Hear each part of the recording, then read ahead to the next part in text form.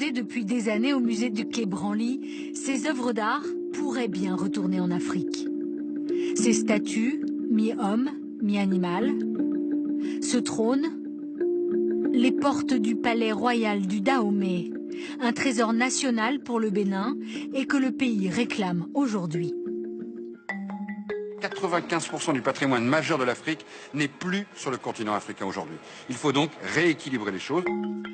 Des œuvres d'art que la France s'est appropriées à l'époque coloniale, lorsque l'armée du général Dodds annexe le royaume africain.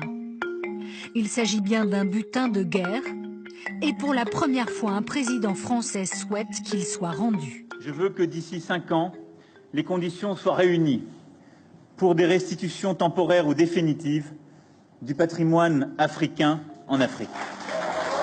À 6600 km de Paris, à Cotonou, la capitale, les autorités du Bénin se battent pour faire revenir entre 5 et 6 000 de ces œuvres d'art.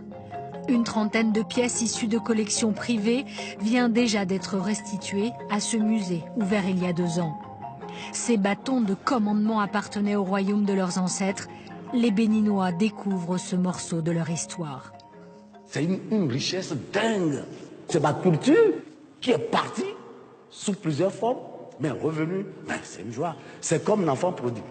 Ça symbolise la force de nos rois d'Abomey. Ah ouais, c'est fabuleux ça. Il faut faire en sorte que la nouvelle génération se réapproprie une histoire qu'elle ne connaît pas.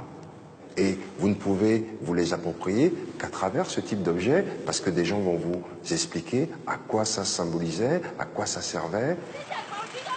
Et dans un pays qui souhaite s'ouvrir au tourisme, on espère un retour rapide de l'ensemble des œuvres d'art, pour l'instant inaccessibles. C'est important aujourd'hui par rapport à la croissance de l'Afrique. L'Afrique a besoin de retrouver ses patrimoines.